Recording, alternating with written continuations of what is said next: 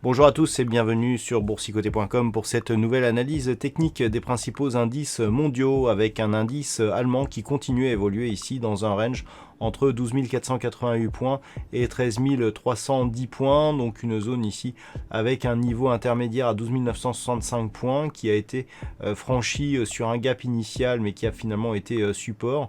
On le voit bien ici sur cette phase. Donc d'un point de vue très court terme, ici on est sur une petite dynamique haussière, un petit peu à l'image de ce qui se passe sur l'indice parisien.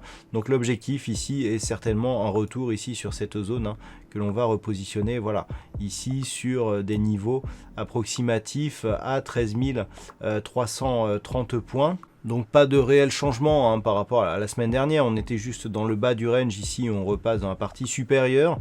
Donc toujours dans cette même configuration ici de range qui était précédée ici d'une dynamique haussière, donc phase ici de consolidation horizontale, une rupture ici des 13 330 points, et bien validerait une poursuite donc de cette dynamique haussière moyen terme. Sur l'indice européen Eurostoxx 50, nous sommes là aussi sur une petite reprise haussière. Après ici le fort contact que nous avions eu sur la bande de Bollinger inférieure, eh bien on est repassé ici au-dessus de la moyenne mobile 20 exponentielle dans une configuration assez similaire à ce que nous avons sur le CAC 40.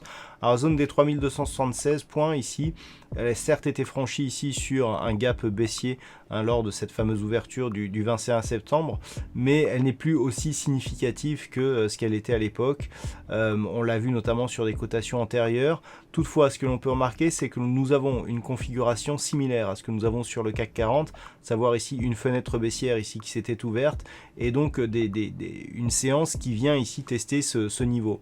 Donc sur franchissement de cette zone des 3276 et comblement ou pas de cette zone ici de gap, eh bien on pourrait là aussi avoir des signaux qui pourraient aider à une accélération du mouvement haussier, sachant que le prochain objectif d'une éventuelle dynamique haussière se situerait ici sur cette zone des 3363 points. Sur le S&P 500, on valide la reprise haussière du mouvement après ici cette petite phase de consolidation. Alors pour mémoire, la configuration ici, elle était fortement haussière depuis donc le point bas qui avait été marqué au mois de mars. On a ici un point haut qui avait marqué donc justement un nouveau point haut historique avant ici cette phase de consolidation qui était revenu chercher ici la zone des 3216 points.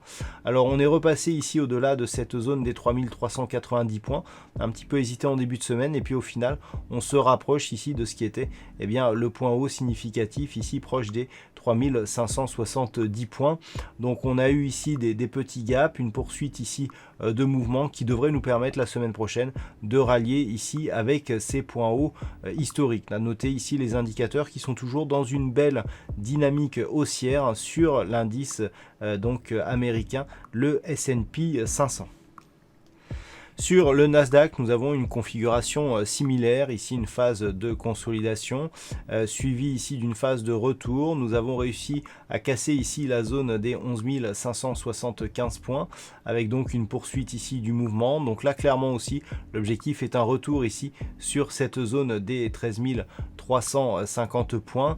Donc le niveau ici exactement, voilà, 12 430 points. Donc par rapport à ce niveau, c'est un point haut historique. Alors, ce qui sera intéressant de constater, c'est si la surperformance du Nasdaq continue ici sur ce mouvement haussier. On l'a vu, le Nasdaq a beaucoup souffert, puisque en fait c'était un dégonflement de tout le bénéfice qui s'était accumulé sur le Nasdaq durant le rebond post-Covid. Cette surperformance a été alimentée par le fait que beaucoup d'acteurs du numérique ont profité justement de cette crise, alors bien sûr d'une manière indirecte, c'est-à-dire en offrant plus de services qui étaient devenus indispensables pendant le confinement. Alors à voir si cette surperformance tiendra, ça sera un élément assez intéressant à constater, par exemple en observant si c'est le Nasdaq ou le S&P 500 eh bien, qui reviendra le premier sur ces points hauts. Donc on est dans un contexte aussi assez tendu. Les élections, l'approche des élections américaines peuvent créer de la tension sur les marchés. On risque d'avoir un regain de volatilité, que ce soit sur le Nasdaq ou sur le S&P 500 dans les prochains jours. Toutefois, il semblerait que la dynamique soit toujours haussière d'un point de vue court terme, sachant que d'un point de vue moyen-long terme, cela ne fait aucun doute. Donc on surveillera ici un retour sur ces plus hauts significatifs. Et puis enfin sur le Nikkei, eh bien, nous sommes ici dans une poursuite de mouvements haussiers, puisque suite à la sortie ici de la dynamique haussière, on avait eu un premier range entre 21 850 et cette zone ici des 23 000 points. Et puis on avait franchi donc cette zone des 23 000 points pour continuer ici à évoluer avec une résistance des 23 600 points. Et bien cette zone de résistance, elle a cédé. On a eu une ouverture ici sur un gap haussier et donc des cours ici qui sont revenus tester cette zone comme support. Donc on est clairement ici dans une poursuite de dynamique. Alors on n'est pas réellement sur des plus hauts historiques encore sur le Nikkei. On a ici d'autres résistances qui sont légèrement plus hauts, au-delà des 24 000 points.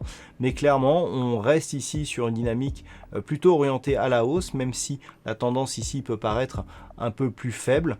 Donc on poursuit ici et le point de repère c'est désormais cette zone ici horizontale des 23 600 points qui, après avoir été franchie, si elle doit confirmer le mouvement haussier, eh bien devra s'imposer comme zone de support.